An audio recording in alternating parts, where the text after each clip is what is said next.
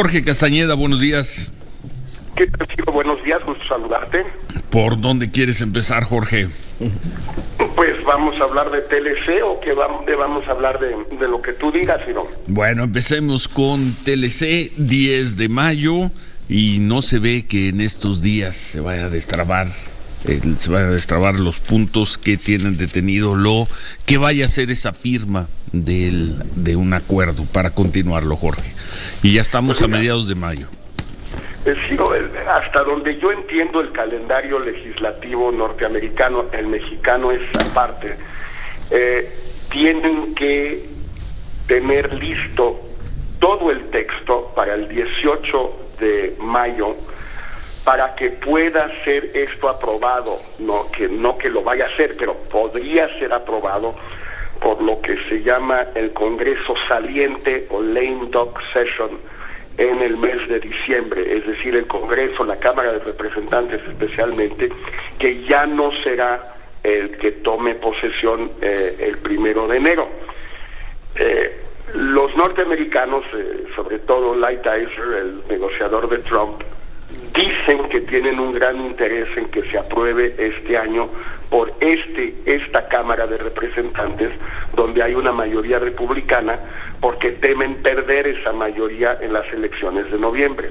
Por eso dicen la prisa de ellos, lograr esto, que esté todo resuelto para el 18 de mayo, para echar a andar las distintas maquinarias, para que no se venzan los distintos plazos, por ejemplo el de la Autoridad de Promoción de Comercio o Fast Track que tiene Trump, todo eso para que pueda ser aprobado este año. ¿Qué es lo que sucede, Silvio? En primer lugar, no parece haber condiciones para que destraben el detalle de los seis temas que aún no se resuelven, que incluyen reglas de origen para la industria automotriz, la cláusula del atardecer, o Sunset Clause de revisión cada 5 años, la estacionalidad agrícola y los capítulos 11, 19 y 20 de solución de disputas. Bueno, no parece haber condiciones para que eso suceda. Entonces, ¿qué han inventado los norteamericanos? Subrayo los no norteamericanos porque quiero volver sobre eso, Ciro. Lo que han inventado entonces es que van a llegar a un acuerdo de principio y que con eso bastaría para cumplir los plazos. Y ha habido varios representantes o congresistas demócratas y republicanos que le han advertido a Lighthizer y a la administración Trump que no basta un acuerdo en principio, que ellos no pueden estudiar ni mucho menos aprobar un acuerdo en principio, que tienen que revisar y aprobar un acuerdo completo, ya en lenguaje jurídico, de un tratado ahora sí que como Dios manda. Bueno, te digo todo esto, Ciro, porque las prisas de los norteamericanos no me terminan de convencer a mí mucho. A mí me da la impresión que hay por lo menos tanta prisa de los mexicanos que de los norteamericanos, salvo que le están echando la culpa, o se están echando la culpa, los norteamericanos. ¿Por qué, Ciro? Porque si Trump y los republicanos conservan su mayoría en noviembre, no tienen ninguna necesidad de aprobar esto en diciembre, lo pueden hacer con el nuevo Congreso.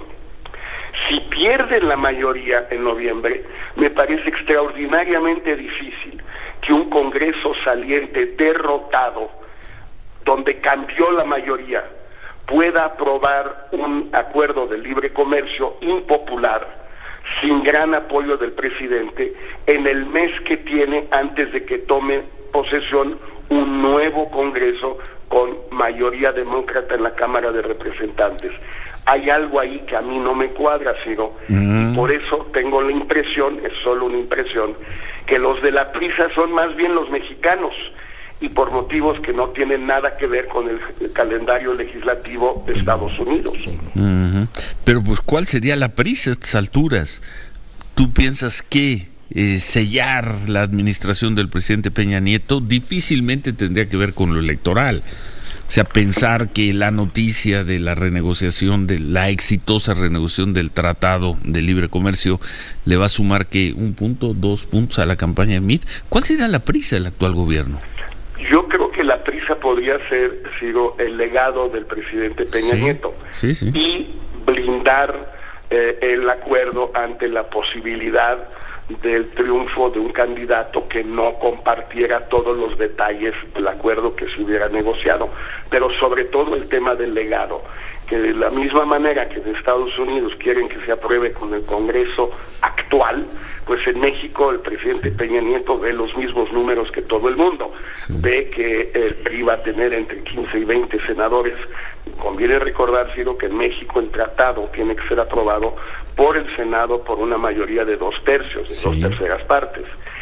Como van las cosas, el PRI tendrá entre 15 y 20, y es obvio que por lo menos hoy en día la inmensa mayoría de los senadores serían de oposición hoy, no serían de oposición quizás después, en un caso o en el otro ganara López Obrador o ganara Anaya, pero serían de oposición a Peña Nieto.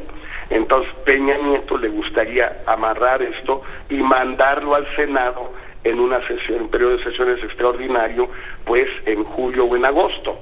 Tampoco me parece factible, honestamente, como van las cosas, con el repudio que habrá al Senado saliente, con un Senado con una composición totalmente distinta a la de ahora, y con un presidente repudiado en las urnas, donde su candidato obtendrá 20% si le va muy bien, pues no veo cómo va a atreverse a enviar al Congreso, al Senado, saliente, derrotado, repudiado, un acuerdo en principio con Estados Unidos. Entonces no habrá renegociación, no se concretará la renegociación. Yo lo veo muy difícil, más que el anuncio de un acuerdo en principio que se va a desvanecer a las horas o a los días de que se anunciara, justamente porque en Estados Unidos, por lo menos, aquí seguramente no, pero en Estados Unidos por lo menos, los congresistas se van a ver el detalle y van a decir, bueno, pero aquí no resolvieron nada. ¿Cómo que habrá un acuerdo sobre reglas de origen? ¿En qué consiste el acuerdo sobre reglas de origen en la industria automotriz? ¿Cuáles son los porcentajes? ¿Cuáles son los salarios? ¿Cuál es la cantidad de partes que tienen que fabricarse en empresas o en fábricas con tales salarios?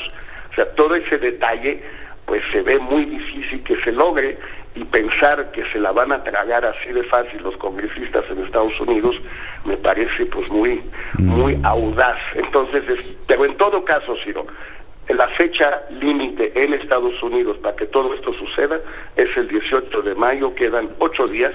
De mañana en 8, sí. De mañana en 8 exactamente, el viernes que viene. Si no logran esto antes del viernes, por una serie de razones técnicas que incluso el detalle desconozco en parte, por una serie de razones técnicas y jurídicas, si el viernes que entra no hay acuerdo, pues ya no lo habrá en Estados Unidos con el Congreso actual. Bueno, pues muy bien, Jorge, muchas gracias. Algo sobre las campañas, no te vayas sin decirnos algo sobre las campañas.